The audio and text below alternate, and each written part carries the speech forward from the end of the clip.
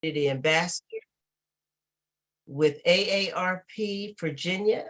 Welcome to AARP Virginia's Social Security Workshop, and thank you for joining us. This program is scheduled to run for 80 minutes, but we may finish a bit early depending on how many questions you submit.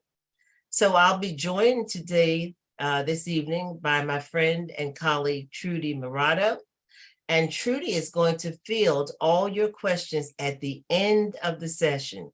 So we're asking that you please place all your questions, clicking on the Q&A box, not the chat, and we will be sure to get to your questions at the end of the session. AARP created this workshop because we are committed to helping you understand the ins and outs of Social Security benefits. This Social Security workshop will help you learn how to secure your benefits and better understand the importance of Social Security claiming decisions, as well as explore the future of Social Security. AARP really wants you to have the answers. So when you are thinking about retirement, you are confident in making a decision that is right for you. In the reminder email for today's session, we included a link to download the slide presentation and a link to the resources page listing all the websites that we'll share this evening. So I'm really thrilled to be joined this evening by Pamela Sams. Like me, Pamela is also an AARP Virginia Volunteer Community Ambassador, and we're very fortunate to have her on our team. Pamela tonight will be discussing Social Security, but she also gives a fantastic retirement planning workshop. She is a chartered retirement planning counselor, and she has spent the last 20 years helping people improve their personal and financial wealth through solid financial planning. Pamela is a strong advocate for financial literacy, and she voluntarily conducts financial education seminars and workshops on behalf of AARP. So while Pamela is indeed a financial planning professional, her role here this evening is to provide general guidance, not specific advice or recommendations, but hopefully the information we cover and the resources that she shares with you will help you make an informed decision about your decisions about your Social Security and your financial future. So with that, please help me give a warm Zoom welcome to Pamela Sams. Pamela, the Zoom screen is yours. Thank you very much, Opal. Good evening, all, on this, let's say June 20th. It's summer, well, almost summer. Tomorrow will be summer, I guess, officially. So I do really appreciate the opportunity to share with you guys tonight, because you can be any other place in the world, but you're here with us today to learn more about Social Security and understanding your benefits. As Opal mentioned, my name is Pamela Sams, and I am a community ambassador with AARP Virginia. I hail from Chantilly in Virginia, Northern Virginia, and really look forward to facilitating tonight's discussion with you on understanding your Social Security benefits. Now, as Opal has said, AARP created this workshop because we are committed to really helping you understand the ins and outs of Social Security. It seems fairly simple, but there's a lot involved with Social Security. So I'm glad that you're here, because you will learn a lot. So in this session, we'll cover a lot of ground. We'll learn about what Social Security is, and we'll talk about full, delayed credits, and also early retirement benefits through Social Security. Social Security and work, because that's always a question that people have. Can I receive Social Security and also work? We also discuss family benefits. And then finally, we'll spend a few minutes on the future of Social Security, because everybody has that question as well, as where's Social Security going to be in the future?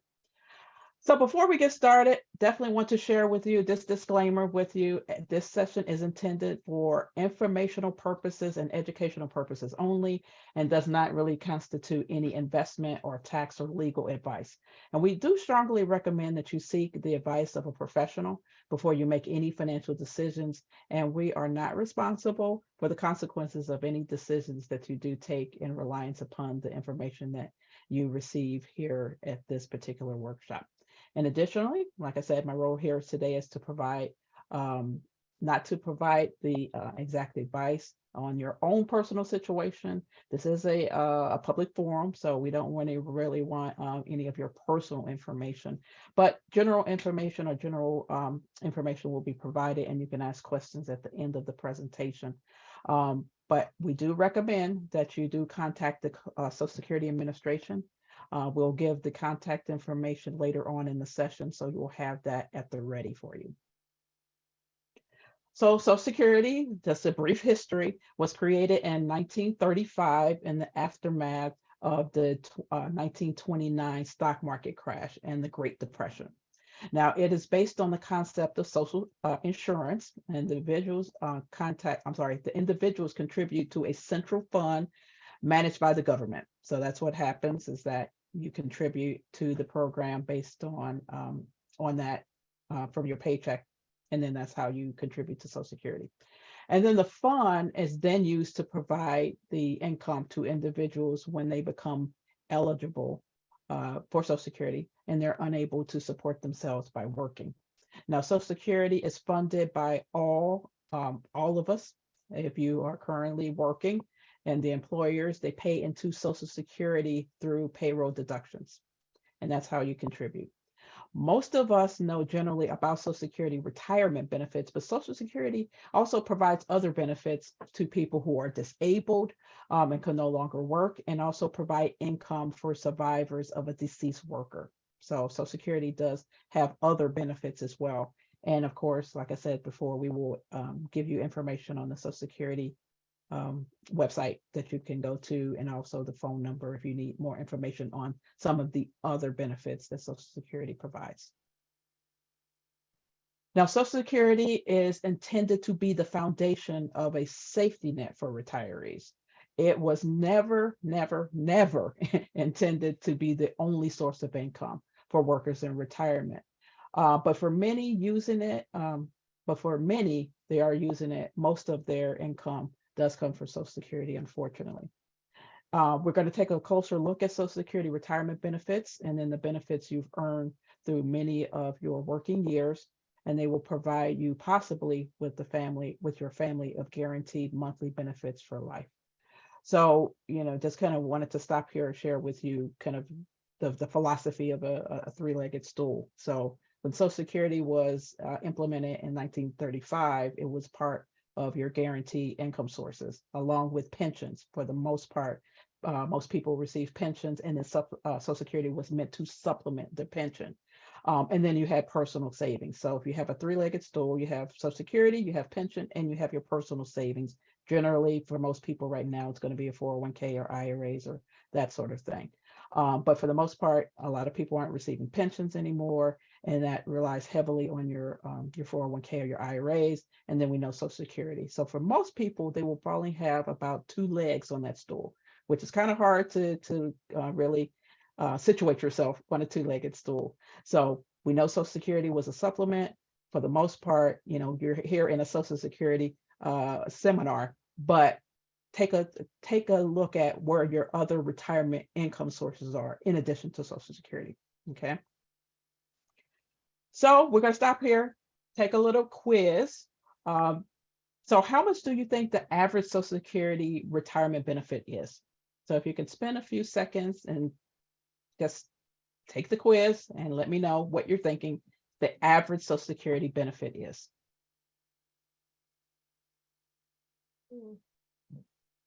All righty, it looks like $1,304 is taking the lead so far, but we're not done yet. Okay. All right. Some people are still going.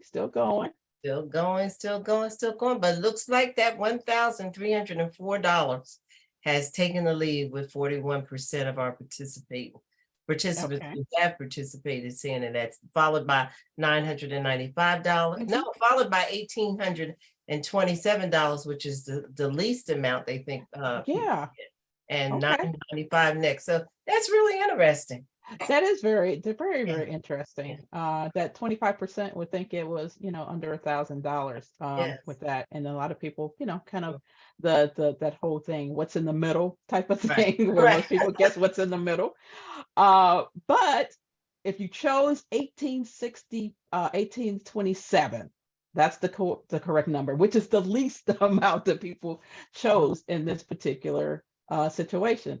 So $1,827 is the average monthly Social Security benefit as of 2023. Okay, so those people who were in minority in that particular quiz, you were actually right. 1827 is actually the average benefit. Okay, so moving on. So how do you qualify for Social Security benefits? So you and your spouse must have worked generally for at least 10 years and paid into Social Security through their Social Security tax. And that's what's listed as FICA on your pay stub to be eligible for your retirement benefits under the Social Security. And then FICA stands for Federal Insurance Contribution Act, and it's tax paid by employees and employers, and they fund Social Security and Medicare. I had to explain this to my children who got their first job, and then they were like, "Who is FICA?" And I'm like, "This is FICA. They're going to take a little bit out, and then later on in life, when you go to retire, they will give it back to you in the forms of Social Security." So that's what FICA is. So employers and workers each pay a tax, a general percentage of about 7.65%. 6.2% is for Social Security, and then the 1.45% is for Medicare. And in 2023, there is an income gap of 160,200. So if your salary is more than that amount, you will pay FICA only up into that amount. So a lot of people, if they are over that amount, they'll start seeing a little bit of increase in their paycheck towards the end of the year. That's what happens, is that you're capped out with your FICA limit at 160,200, and then you start getting a little bit extra in your paycheck because you've capped out with the Social Security on that. Okay, so a little bit of extra bonus towards the end of the year where you can buy some Christmas presents, perhaps. So when you receive your full benefit as your normal or full retirement age, and Social Security and of course government, they always love acronyms. So when you start looking at your Social Security statements, you'll see FRA, which is your full retirement age. So that's the acronym that you will see. So for most of us, it will be between 66 and 67. And so depending on your birth year. So you get 100% of your benefit at your full retirement age. Now, if you do choose to receive benefits as early as 62, that's the earliest time you can start claiming Social Security benefits is 62. But the benefit will generally be permanently reduced. So if you claim at 62, your benefit is going to be reduced probably up to about 25 to 30% of your full retirement age, and it's 66. It could be, like I said, up to 30%. So your full retirement age, for the most part, like I said, between 66 and 67. So your monthly benefit will be reduced for the rest of your life. So you do have to make sure when you start thinking about claiming for Social Security, not only for yourself, but think about your survivors, because if you do take it early, that's going to be a reduction for both you and your spouse for the rest of your life. Okay, so for as long as your survivors can claim them as well. So it is important to consider that decision, how it's going to impact not only you, but your family as well. And you could also delay your benefits past full retirement age. So the increase of your benefit past your 66 or 67, depending on when your FRA or full retirement age is, you get about 8% a year up to age 70. And it does pay to wait if you can do that. Now, I saw this morning, I think it was in the New York Times that I was reading, is that Congress, or I think the House of Representatives, was actually trying to, a little bit of news about Social Security, or the future of Social Security, trying to increase the age of claiming to age 69. So it wouldn't be 67, they're trying to get 69. Don't know if that's going to happen, but that's what they're proposing. So that could be a possibility in the future with that. So this is the calendar. or basically the year of your birth on the full retirement age. So if you were born in these particular years, your full retirement age will be 66 at the top. And then if anything, and if you were born later than 1960, your full retirement age is going to be 67, and then anywhere in between. So you probably get it and you say 66 in 2 months, 4 months, 6 months. I don't know how they come up with these things, but that's basically how you determine what your full retirement age is going to be. So that's the important date because it will determine when you will receive your full benefits. Now, full benefits are gradually increased up to 67.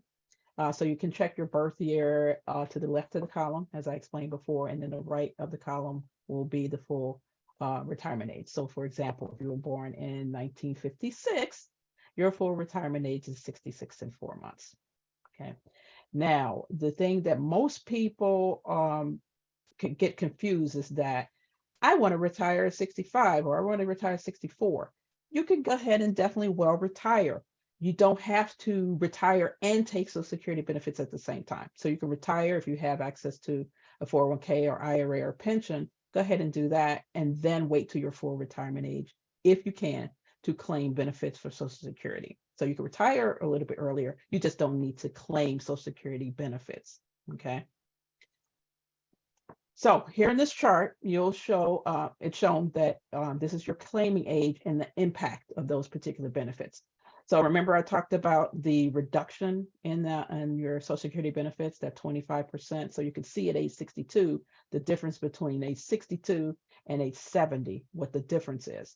So in this example, the person's full retirement age, full benefit at their full retirement age or their FRA is $1,000 a month. So that's at age 66, shown in the gray. So we see that in the middle. Any benefits received earlier, shown in the red, are reduced of the benefit that will start after age 66. We can see where the benefit is going to be higher. So if the person decided to collect benefits at age 62, you can see the monthly benefit is $750. If they waited until age 70, you see the benefit is $1,320. So if you are healthy and you can manage it and you have other retirement income resources, and you don't have to rely on Social Security a lot for your retirement income, you may consider waiting until you reach full retirement age, even at age 70.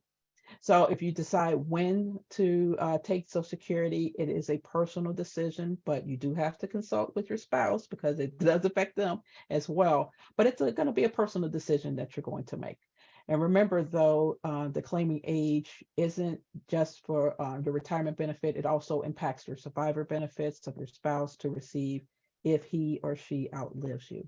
So you don't want to make the decision in a vacuum. You want to consult your spouse as well, because he or she will survive you, and you don't want that reduction for the rest of the claiming for that. So I've been talking at you probably the last 20 minutes. So let's shake it up a little bit, have a discussion. So what do you think you need to consider? What do you think you need to consider when timing your retirement? And do you have any suggestions if you are already receiving Social Security, or you have someone experienced receiving Social Security benefits? What suggestions for others do you have on what they should be also thinking about Social Security? So we're going to put questions, responses in the chat, or do we doing the Q&A, Opal? Which one are we doing? I'm gonna place those in the chat. Okay, go ahead and place those in the chat. Just get a little bit of discussion going on the things that you need to consider when timing your retirement, and then also the suggestions for others on what they should be thinking about. Pam, while we're waiting for chat responses, I do have one question in Q&A that we could probably do now, and that is, once you file for your benefits, how long does it take for you to actually begin receiving them? There is a little bit of a delay. So I would probably say about like a month and a half or so. So, give it a couple of months from when you actually file for it. And you do that through the Social Security Administration, or you can go to one of the branches as well. But SSA.gov has a lot of information on the process to get started with your claim. And then it'll usually tell you how long that your first payment will be. But for the most part, I would factor in about 2 months. Okay. Okay. So Pam, we do, oh, you have another one, Trudy? I've got another one. You want to? Okay. Yep, go ahead. I'll do one more and then I'll be quiet. Okay. If you take reduced retirement and later start work and stop taking benefits, can you still claim full benefits at 67? That's a tricky one, because if you start claiming benefits and you decide, okay, I don't want to claim benefits anymore, you can do that. It's basically a one do-over. They give you like within a year do-over. So let's say you started within that year and you're like, okay, I went back to work and I want to stop it. You can do that. The caveat is you got to pay back what you have collected already, but it's only a one-time do-over. If you decide that you're going to stop claiming benefits, you can do that a little bit later on. But again, you have to think about, let's say you started taking benefits and you've been receiving benefits for 2 years and you're like, I want to stop this. You can, because you still have that one-time do-over, but you're going to have to pay back what you have collected already. Okay. So yes, you can, but think about it in terms of, or did you spend the money? Did you have it to give back? And what is the benefit? Is it going to be greater if you decide to claim later? So, do the math on it before you decide to do that, because it's only one time that you can do the do-over. All righty. So to answer your question, folks Mhm. have, it's like health and age are things they're going to consider. Mhm. One person has mentioned that their finances and being debt-free. Mhm. People have answered, you need to consider medical care costs. Health seems to be the one that's looming large. Yeah. Impact of taxes, financial resources, of course. Mhm. Just a lot of questions, lot of answers around the fact that you need to be looking at your health, your taxes, what finances you have, and what your debt is. Mhm. All Mhm. right.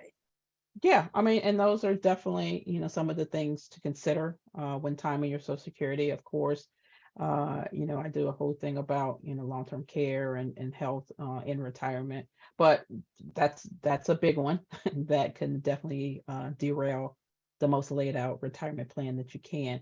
And then, of course, the tax situation right now, we don't know, where taxes are going to go in the future, but you have to be concerned about what your tax structure is going to look like as well. And then, of course, retirees, you don't want to be saddled with a lot of debt in retirement as a retiree. So definitely take a look at what your debt load looks like as well with that. But thank you very much for the discussion. Those are definitely some good areas of so things to consider when you're timing your retirement as well. And thank you very much, Trudy and Opal, for your assistance there. So retirement benefits. So when it comes to deciding when to claim Social Security retirement, there is no right age. You do have to look at your own personal financial plan and where that may lie for you. So you consider some things. So we talked a little bit about those in the previous discussion. Is your health, of course, your savings, expenses, and then how the decision is going to impact your family as well. So you want to do, like I said, you're not going to make these retirement decisions in a vacuum. You want to consider the impact that it's going to have on your family as well. Now, while we won't tell you which age is the best age to claim Social Security, I get that a lot of times is, what should I claim Social Security? That's, like I said, going to be a personal decision for everybody.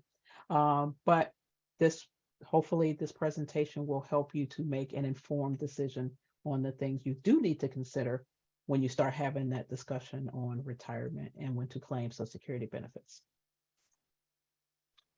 So the amount of Social Security benefit is based on what you have earned during your lifetime. So the Social Security Administration will look at your highest 35 years of earnings. So that's the last, excuse me, that's the highest 35 years. So they're They're going to take off, way back when it was 16 or 17, when you had the ice cream job and all of that sort of thing. So they're going to look at on the back end of your career on looking at the highest 35 years when they determine what your benefit's going to be. So in 2023, the maximum benefit that you can receive for Social Security is $3,627 a month for a worker retiring at full retirement age.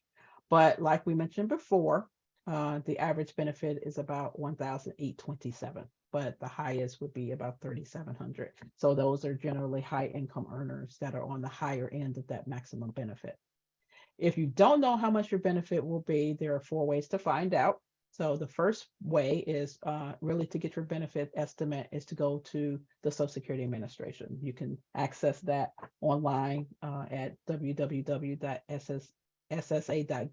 I believe a lot of what you will hear today will be in a handout, so you'll have that information to you. So they stopped kind of mailing out those green and white statements that you usually get around your birthday. They're trying to save money and stamps. So they're sending you to the website to create your own username and password to get access to your statements. Now, this is a great resource because you can see your estimated benefits at various ages. You can order a new card there. You can also review your earnings records. And when it comes to time, you can also apply for benefits through the website as well. Now, as you start getting closer to retirement, this is a number you do want to have, and as you start calculating how much you're going to need and what your retirement income sources are. So reviewing your earnings record is very key at this particular point in time. If there's some things that are missing or some errors, or there's years that there's 0 and they're not counting and you think there should be, that's when you need to contact and call the 800 number to say, hey, I don't think my earnings record is all represented here, or there may be some discrepancies. So you want to get this number as close as possible to it, accurate. That's what I meant to say, accurate as possible. So look and review your earnings statement. Just don't look at the numbers. Their numbers will be there. They'll have 62, and then they'll have your full retirement age at 66 or 67, and then they'll have the delayed credits at 70. So you'll see 3 numbers when you pull your statement on the account. And then you want to review your earnings record to make sure it's accurate. Again, you can also go to, you can go to the website. You can complete form 7004. You can mail it to the Social Security Administration to start claiming there. Of course, you can call the Social Security Administration at the 800 number listed here. And if you're 60 or older and you've not yet claimed Social Security benefits and haven't set up your My Social Security account online, you can automatically receive an annual statement in the mail. If it comes, it will come 3 months before your birthday each year. So if you're over 60 and you just don't want to fool with this website situation, you can give them a call and they will send you the statement. So you do have to request that as well. And you can also visit the AARP Social Security Resource Center. Is a lot of information on there. I go on there all the time and really find information for myself and as well as my clients. But aarp.org/Social Security. We can answer the most often asked questions on Social Security about the Social Security program. It's an easy to navigate page. In addition to written content that's there, there's also a Social Security benefits calculator. There's videos, you name it. If you've registered user of AARP, you can submit your questions and you can have one of our experts for a personalized response as well. So that's another resource that you can use.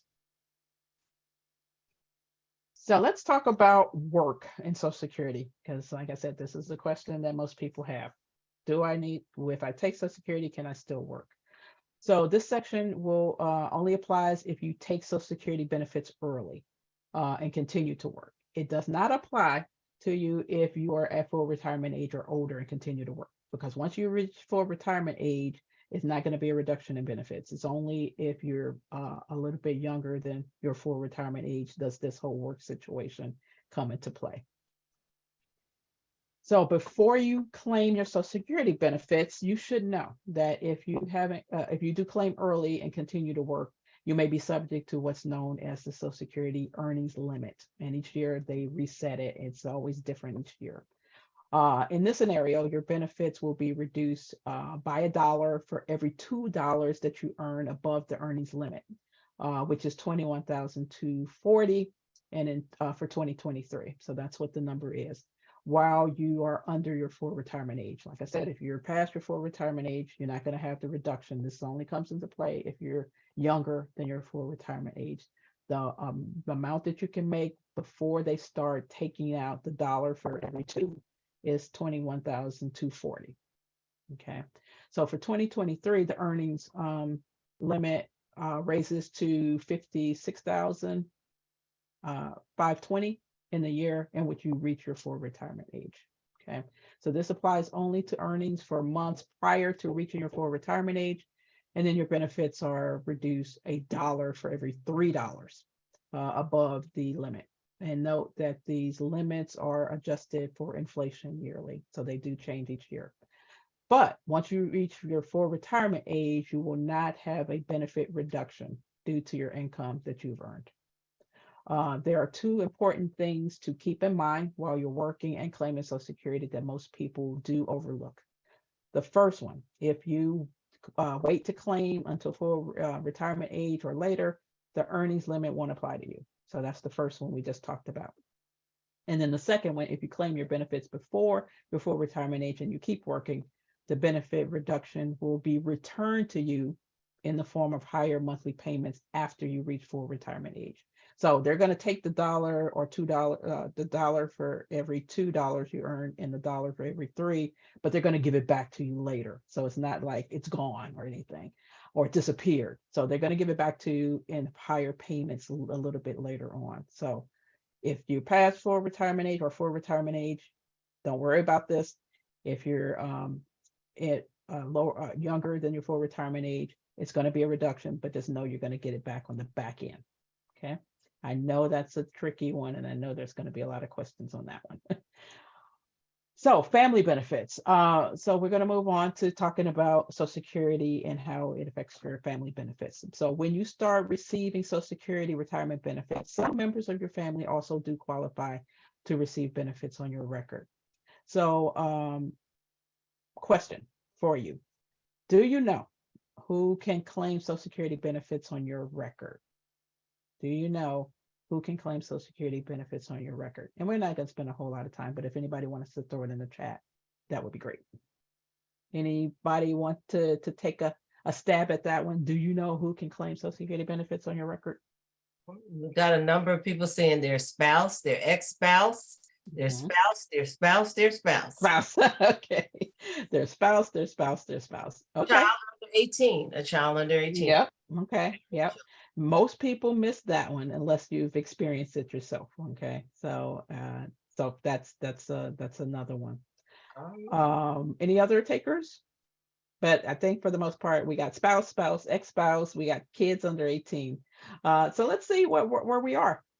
So this is who can claim on your record. So we have certain requirements, of course, your children, spouses, ex-spouses, survivors who can receive Social Security benefits on your records as well. So there's survivors, there's dependent parents that are also under the survivor. So if you were basically guardian or dependent, had a parent that was dependent on your Social Security benefits, they are also allowed to receive or collect benefits on your record as well. So remember that.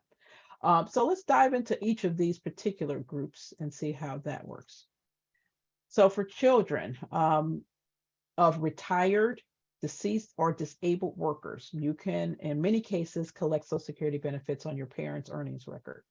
So Social Security incorporates children into its benefit structure to help retirees with younger children provide for their families in the form of insurance, which when a parent dies or can't work because of disability. Now, with your family, each qualified child will receive a monthly benefit of half or up to a half of your full retirement amount. So to be eligible, your child must meet the following requirements for children to receive benefits. They must be unmarried, they must be under 18 or between 18 and 19 years old, and a full-time student, no higher than grade 12, or 18 or older and be disabled from disability that started before age 22. So there's a little bit of things to consider for eligibility there. However, there is a limit to the amount of Social Security pay that they can pay your family members, so children and others. So the total dependent on your benefit and the number of family members who also qualify for your record. So the total is going to vary a little bit, but generally the total amount for your family can receive is about 150% to 180% of your full retirement benefit. So there could be multiple people who qualify in your family. So, but the limit is generally about 180% of your full retirement benefit. Okay. So those are children's benefits. So for spousal benefits, if you have been married for at least a year and you are at least age 62, you can claim a benefit on your spouse's work record if you have never worked at a job when you paid into the system. So a spouse can generally receive about 50% of their partner's full retirement benefits. Collecting a spousal benefit will not cause the primary earner's benefit to be reduced. That's usually one of the things like this. This is going to affect my benefit? Nope, it's a whole separate pot of money that Social Security has as it relates to spousal benefits. So no reduction in your benefit, but they are also equal to about 50% of the full retirement age for the spouse's benefit. Now, you can only file for a spousal benefit once your spouse has filed for his or her own benefit. That's the caveat for this. They used to have some things in the past where you can claim one and then do a delayed claim and all of that. They got rid of that. So you can only file spousal benefits once your spouse has filed for his or her own benefit. Now, if your spouse claims early, your benefit as a spouse will still be based on his or her full benefit. Now, it is important to note that the spouse's benefit are intended for couples in which one spouse makes significantly more than the other. So both of you and your spouse are eligible for Social Security benefits. Your Social Security will pay the higher of the two. So if you're able to, you have basically the same type of compensation or same benefit as your spouse throughout your career, it's likely that you will be claiming on your own benefit. But you don't have to make this decision. Social Security looks at it. They'll say, okay, it's roughly the same. And then they'll give you the higher of the two, either your own record or they will give you the spousal benefit. So you don't have to worry about doing the math. They will give you the higher of the two. So that's spousal benefits. So ex-spouse. So a lot of people miss this one, and I see it a lot of times when I'm speaking with clients. So ex-spouses can receive benefits of their former spouse's record, provided that they were married for at least 10 years. So you got to be married for 10 years to be eligible for this benefit on your ex-spouse's record. Your ex-spouse receive his or her own Social Security benefits, or you have to be at least 62 and you have been divorced at least 2 years.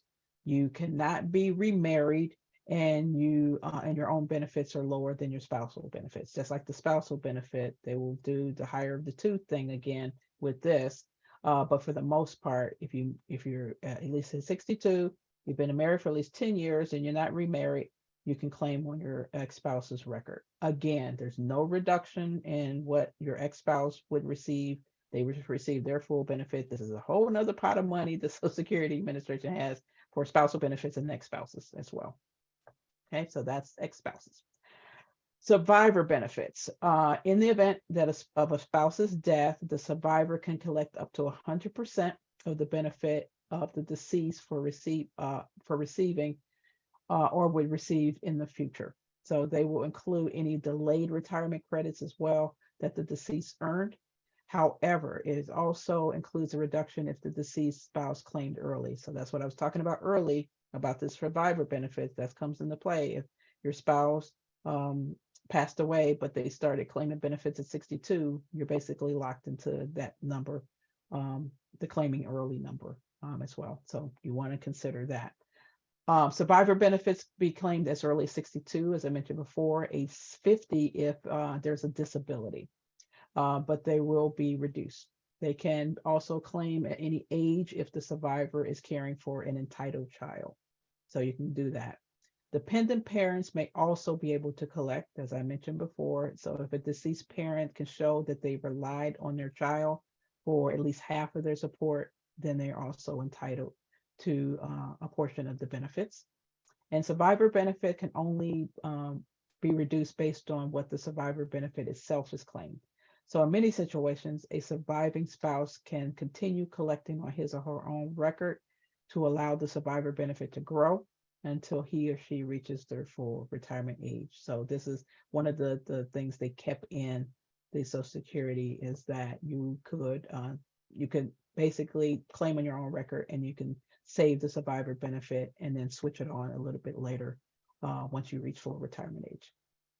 So the survivor will still be subject to the earning limit as well if he or she hasn't reached the full retirement age and do continue to work. So that's one of the things that they still will do, the work, the 8 earning limits test if you continue to work.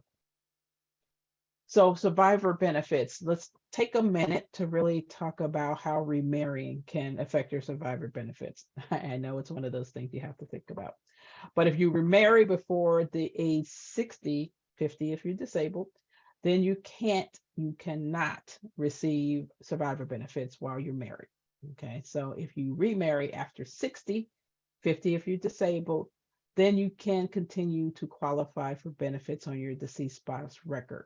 So you have to kind of see where you are in your age and see if it's worth the remarry or not, I guess. But that's it. So if you marry before age 60, no survivor benefits. After 60, then you can still claim those. However, if you are a current or a new spouse is a Social Security beneficiary, you may want to apply for your spouse's benefits on his or her record if that amount is more than your widow or your widower's benefit. You will receive a combination of the benefit that equals the higher the amount. Okay, I know that's a little confusing, but if you are a new spouse as your Social Security beneficiary, you may want to apply for your spouse's benefit on his or her own record, and the amount is more than it, then again, Social Security is going to look at the combination of the two and give you the higher of the amount, equal to the highest amount for that. I know we're going to clarify that a little bit later as well, because I know there's going to be questions on that one. Okay, so been talking at you again for the last 20 minutes. Let's mix it up again and let's ask the next poll question. So how many beneficiaries are age 100 or older with Social Security? How many beneficiaries are age 100 or older?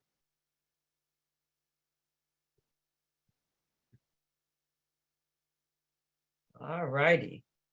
So far, and we're not done yet. Okay. 29,000, 41% of our folks think that 29,000 folks that who are receiving Social Security beneficiaries are 100 or older. Followed by folks who think that they're 52,000, 33%. So it looks like 29,000 is the answer. Is the answer for most people. Okay. And then we got 40, we got the next one, which is 31%. Yes, 31% would be 52,000, a little over 52,000, and then 26% say 46,000. So 29,000 is the winner here, and you'll tell us if that's correct, right, Pam? I will tell you if that's correct. So we were all over kind of a little bit over the board a little bit, but if you guess C, 52,148, you are right. Okay, no pointing prizes though, but you were right with that. So how many Social Security retirees over 100 or older? I mean, that's a pretty significant amount. It's 52,148. So there's a lot of centenarians out there receiving Social Security benefits. And thank you very much for playing. Like I said, no parting gifts, unfortunately, but you get the education of this workshop. So I think that's a gift in itself, right, Opal? Okay. So moving on, let's talk about the future of Social Security, and we're going to summarize some key points. So we're kind of coming now to the end of this, kind of landing the plane here. And then I see there's tons of questions, so we'll spend the rest of the time answering those questions. But The future of Social Security. So Social Security is in good financial shape overall. Okay, I know people probably hear a lot about what's going on with Social Security, that it's broke and it's going to fall apart. It's a lot of stuff, but for the most part, Social Security is in good financial shape. Now, in fact, there's good news in terms of the increases in benefits for current Social Security recipients. In 2023, the cost of living adjustment, the COLA, will be actually 8.7%. So that's a pretty big number. That works out to about $150 monthly raise for those who are already receiving, on average, their Social Security benefits. However, according to the annual report released by trustees in March of 2023, the two Social Security trust funds that act as reserves for the program, unfortunately, will be depleted by 2034. So we'll see what the revision is on how they're going to fund Social Security after 2024. So after that, Social Security will still be able to pay about 80% of scheduled benefits. Of course, policymakers will have to act to address the future benefit shortfalls, and the longer they wait, the harder the choice is going to be. You keep kicking down the can, but hopefully there won't be a reduction. Hopefully that things will happen, but Social Security benefits could be reduced. Probably not people who are currently receiving, maybe or maybe not, but it's up in the air. But through a recent national survey through AARP conducted, that Social Security remains one of the popular topics across political parties. Of course, Social Security solvency and fairness is not political. It's not political. It's an issue that all Americans have because it's the social insurance that we have for our country. So it is an important topic, and people will continue to find a way to make it solvent. So AARP will continue to fight to protect the hard-earning benefits of current and future generations. So that's what we're looking at for the future of Social Security there. So we had talked about the several ways you can apply for Social Security retirement benefits. With any of these options, you should apply at least 3 months prior. So that's the answer to that question. I said about 2, but you want about 3 months prior when you want to begin receiving benefits, because it's a long process for them to go ahead and process your paperwork and everything. So allow about 3 months. You can apply online by creating and logging into the My Social Security account that I mentioned before. It's a useful number of things. You can review your earnings. You can get the estimate, of course. You can play around with it at various ages, estimate your disability benefits, and much, much more. So once eligible to apply, you can also do that via the website as well, or you can go into your local field office to do so. And you can call the 800 number for Social Security as well. Again, remember, you should apply 3 months before you want to start collecting, because it takes some time to do that. Okay, all right. So let the floodgates begin. So some time for Q&A, and go ahead and let's fire those off and see how many we can get done within the next 15 to 20 minutes. We probably will cut it off at about 8:10. It's about 7:49 now, so we'll get to Okay. many of your questions as possible. So without delaying, one person has asked, and this may be very personal, but let's see, their job was cut. They wanted to work until they were 70, but they're now 63. They were wondering about taking part-time work to build up, I guess, more credits, and that probably would be a good idea. Pam, your thoughts? Yeah, I mean, anything you can do to continue adding to the to your Social Security to increase the benefits. Yeah, so that be, I mean, it is kind of a personal question, but on what they decide. But yes, any work past that would be credited to your benefit. All righty, thank you. All right, Trudy. Okay. I have someone who I think is confusing Social Security with Medicare. Pam, can you help separate this one? Do I need to apply for Part B if I'm not retiring at age 65? Does it matter whether I'm getting Social Security benefits? Does applying for Social Security benefits automatically sign me up for Medicare Part B? Can you separate the two? Yeah, let's separate the two out. So if you're currently well, Medicare, I know they make it confusing because you apply for Medicare on the Social Security Administration website. So that's probably why. But if you're still working past 65, you do not have to sign up for Part B. You will still have your employer's health care plan, and you can continue that. So you don't have any penalty if you don't sign up for Part B. So I think that's separated there. If you claim Social Security, a lot of times people have the Part B taken or deducted from their Social Security benefits. If you decide that you are taking Medicare and you are not claiming Social Security, I think I'm trying to interweave these together. If you want to take Medicare, but you're not claiming Social Security, they will just send you an invoice or a bill, so you don't have to have it deducted from Social Security because you're not receiving that benefit as well. But I think I got most of what was in there, Trudy. Is that pretty much I think what we got was it. in there? Okay, got it. Okay, this next one, the person is a federal retiree. They get to CSRS. They worked in private industry after retiring from the government for 10 years. Then their husband died, and he worked for private industry, and they want to know how would their Social Security benefits be calculated. And I think you did cover that on spouses. Yes. Yes, CSRS is a little bit different because you didn't pay into Social Security. And so they would coordinate, let's say, let's take it separate. They will coordinate your benefits with that. So if you had some private industry work and you were CSRS, you're not going to get the you didn't pay into Social Security, so you get the higher pension, but they're going to coordinate what you have done in your private sector. So you may get a little bit of Social Security, but at a reduction. You would have to compare that with, of course, the spouse's record for the survivor benefits amount on that. So like I said, again, Social Security would look at how that they're going to coordinate both of those benefits, and they will give you the higher of the two. The portion that you have, it'll probably turn out to be a little bit more depending because your Social Security is going to be reduced because of your CSRS.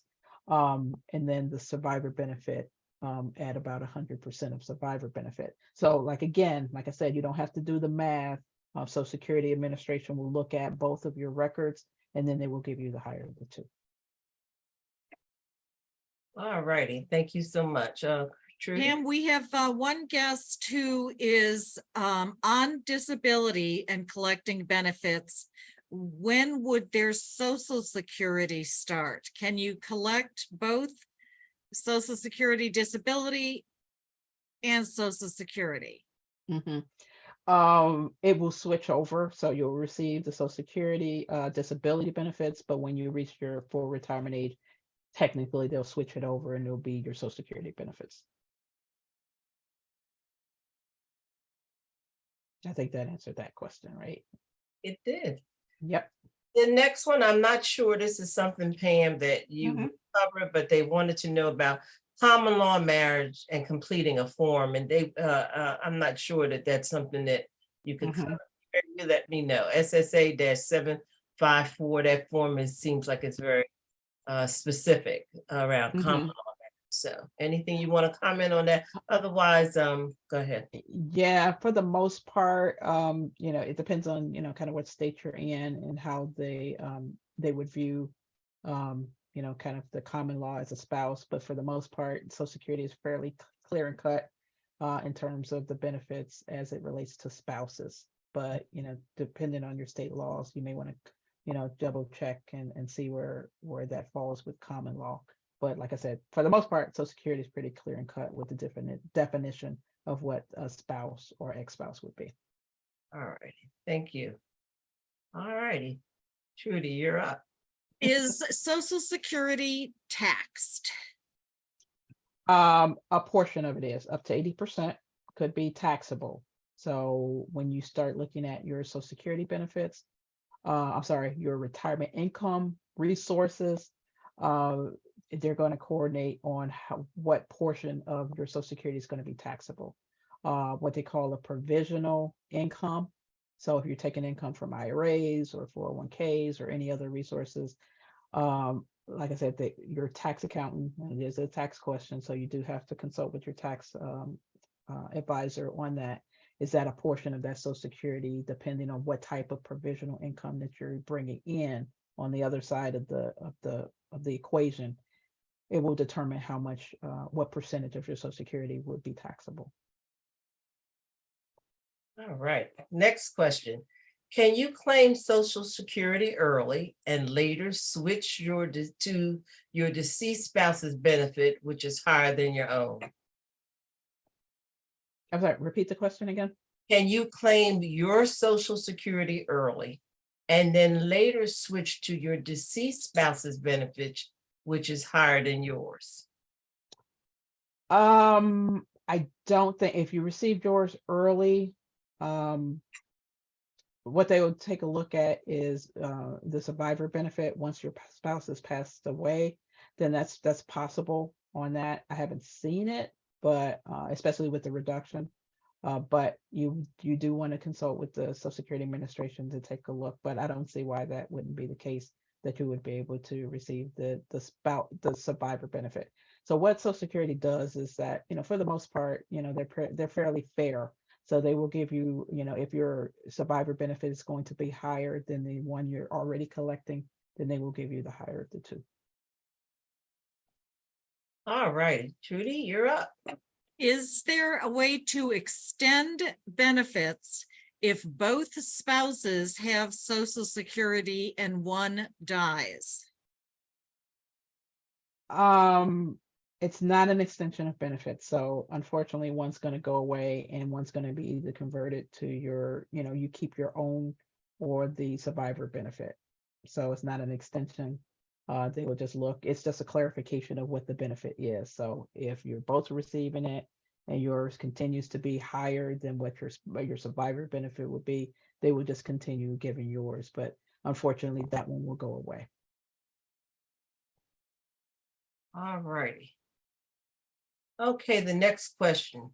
Do I apply in the exact month that I receive my full retirement age, FRA, I think that's what it stands for, or am I able to apply early so that it starts during the full retirement age month? You want to apply when you reach they're very particular about the 66 and 2 months and 4 months. So you want to have reached the full retirement age, and then you will want to apply. That's why you kind of put in that 3-month buffer in there, but you do want to reach full retirement age before you apply. All righty, thank you so much. Okay. Pam, we have one that is borderline personal. I'm going to ask it, see whether you can go for it or not. If my military service is not part of my highest 35 years, is it still a good idea to provide my DD-214 to Social Security when applying for benefits?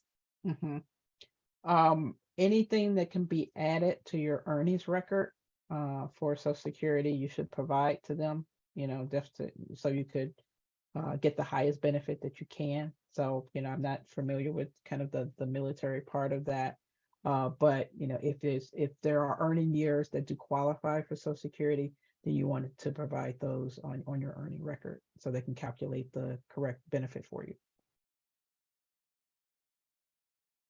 Thank you. So the next question is, my husband is retired now. Can I claim on his Social Security, and will that affect his Social Security going forward? And I think you can talk about that.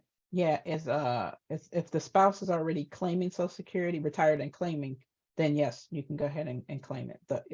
The caveat is that person, your spouse, would have needed to start collecting benefits or claim or apply for benefits for you to collect on the spouse's record. So that's the spousal benefit part of that. All righty, Trudy. For a person who has earned Social Security benefits, but also has a pension from a government agency, the government agency says they will take or reduce the person's Social Security benefits by a percentage. what is that percentage? Mhm. I believe each agency is going to be a little bit different on it, but it is what they call the an offset.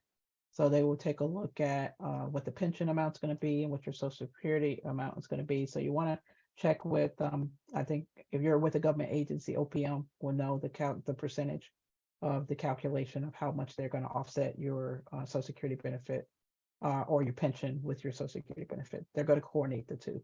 But you want to check with your agency, and also if you can't get the answer there, OPM is a good resource. Then they'll let you know how they calculate the offset percentages. All righty. This one, Trudy, not Trudy, Pam. Of course.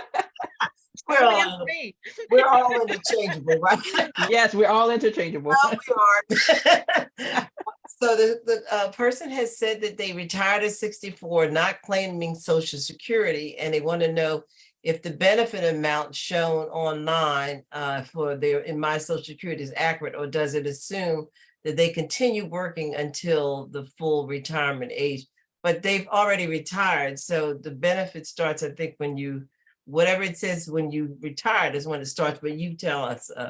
Mhm.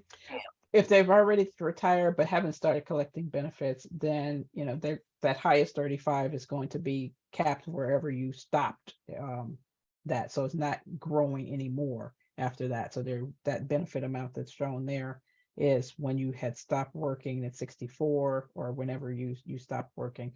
That's the benefit amount that they're looking at. But your full retirement age, it's probably more like 66 and 67. It may be reduced a little bit. That's why you want to go online to calculate or do the estimate on that, since you have retired a little bit earlier than your full retirement age, because the numbers may look a little bit different on that. So you want to go, if you haven't already done it, go to the Social Security Administration and do the estimate calculator on what that benefit, because it could look slightly different. And maybe if you do 66, then it's only about maybe 2 years off on the benefit amount. But you do want to get an accurate number on what it's going to be at your full retirement age. So when you get the estimate on those three numbers that they give you, it's basically an estimate of what your highest 35 is going to be, but those numbers can skew if you continue to work longer, if you retire a little bit earlier, your income goes down. So those are estimate numbers. So when you go in with the calculator, you want to put in your current scenario and have them rerun the numbers for your report to make sure you have an accurate benefit amount. All righty, thank you so much. Trudy, is this Pam, you addressed this earlier, but let's just get a definitive answer out there. Mhm. An ex-spouse can claim your benefits. You can claim an ex-spouse's benefits under most conditions, or under some conditions, I guess I should say. Yeah, under some conditions. So for ex-spouses, the criteria is you have to at least be married 10 years, unmarried, and you have to be at least 62. And then you can do half of the spouse's record. So they're not going to give you 100%. It's basically half of what your spouse's record would be. So if your spouse was a fairly high income earner and half of their amount is higher than your benefit, again, Social Security Administration will look at the two and they'll give you the higher of those. But you do have to meet the criteria though. That's the thing. So, but if you meet the three, you have to have all three, not just two or one. You have to have all three.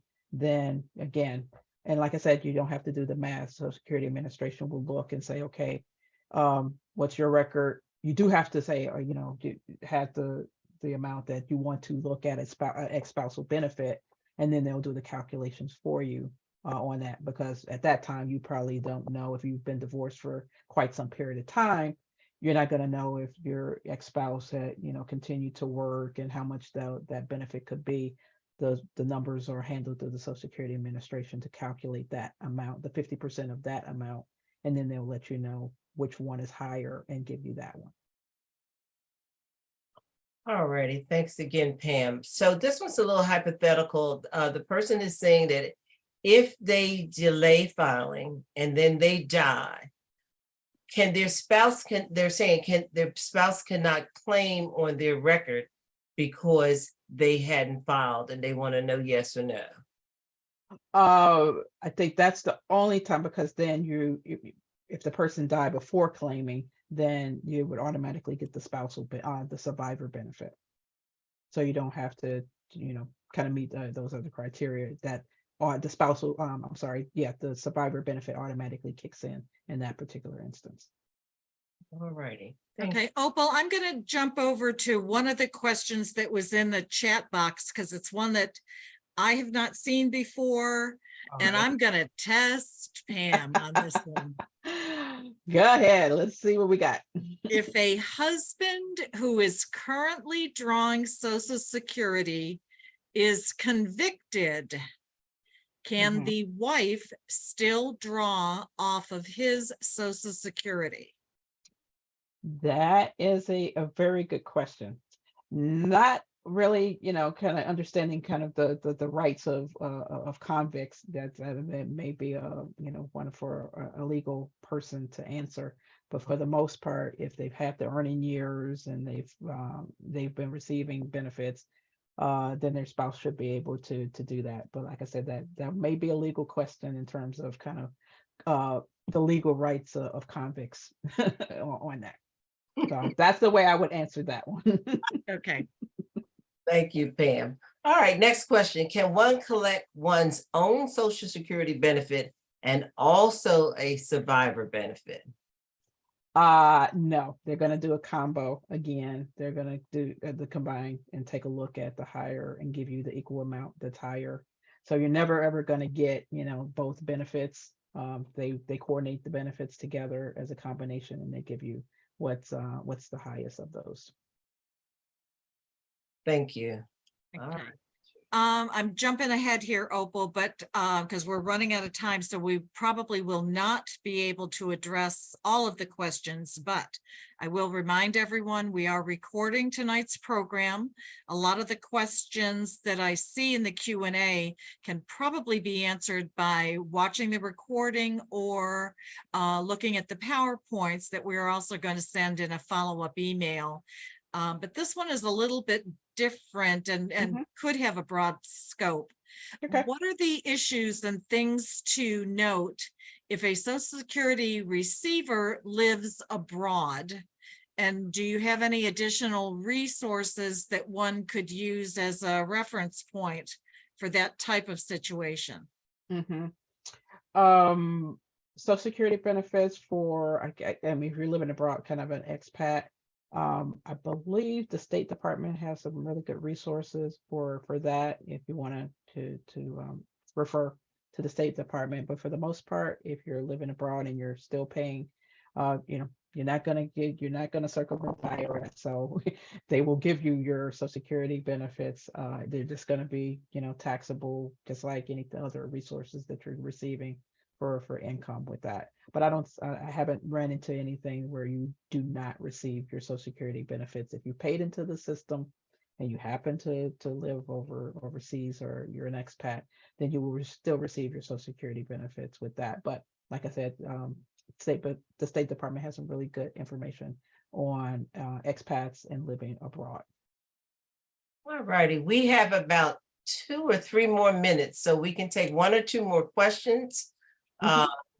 And then, as Trudy mentioned, this presentation is being recorded, and you'll receive a link so you can watch back and look at the presentation, and a lot of your questions would be answered. Let's see, which is higher benefits? Which benefits are higher, disability or Social Security? I think that might depend, but yeah, that's going to depend, because the disability is generally for if you were working before, so it's still an earnings test type of thing. So that's going to depend on your own personal situation. All righty. And then the last one that we're going to be able to take is, I have been unable to work for the past 10 years, and I received a letter from Social Security saying that because I had not worked in 10 years, they were going to add those 10 years into my work history as 0, thereby reducing my Social Security benefit. Do you know why? Well, I think they didn't work those 10 years. Yeah, so each year you don't work. That's why a lot of times if women are out of the workforce or anybody's out of the workforce for some period of times, unfortunately those numbers count as zeros the years you don't work, and then that's when they recalculate your Social Security benefit. That is unfortunate, but that's what happened, is that there was a 10-year gap, and then those will be counted as zeros, and they're going to recalculate your Social Security benefit from that. Well, I'm sorry that we didn't get to all of your questions, but as Trudy mentioned, you'll be able to rewatch the recording and see the presentation. It's obvious that this particular workshop is one that people have a lot of interest in. And so we do invite you to come back. We will be running this session again in September to get some of your questions answered that we may not have gotten to tonight. So on behalf of AARP Virginia, I really would like to thank you for joining us this evening and express our overwhelming gratitude to Pamela Sams. She's always not only a delight, but full of knowledge, for sharing her valuable time and expertise with us this evening. I was talking to a friend's son recently who works for Social Security. And the one thing that he mentioned to me was, as I was telling him that I'd be hosting this workshop tonight, is that you need to be tenacious with Social Security. So if they say no, sort of push back a little, particularly around your disability. If they deny you, push back a little because you might just win. So, and yeah, and one other thing I want to mention there, Opal, as well, is that, with Social Security, they're there to help you file claims, and that they can't really tell you when to claim or how to. So it's really best to consult a financial professional for that. So I would not contact the Social Security Administration and say, when should I claim or how should I claim it? They're just really there to kind of fill in help you file the claims and things like that, strategies and all of that. You really need to consult a financial professional for that. Absolutely. Okay, so now we'd love to get your feedback on our program. So in the chat box, you'll see a link to a survey. Please click on the link and take a few moments to share your feedback with us. We'll also send this link in a follow-up email. If you enjoyed this program this evening, and I can say I did, I learned so much more about Social Security than I knew. Want to join us again, we will be offering it again in September. You can get the details for the program and all of our upcoming events by visiting our calendar of events at www.aarp.org/local. Again, that's www.aarp.org/local. So until then, we encourage you to continue thinking about and planning for your secure financial future. Thank you so much for joining us. Take care. Bye-bye. Bye-bye.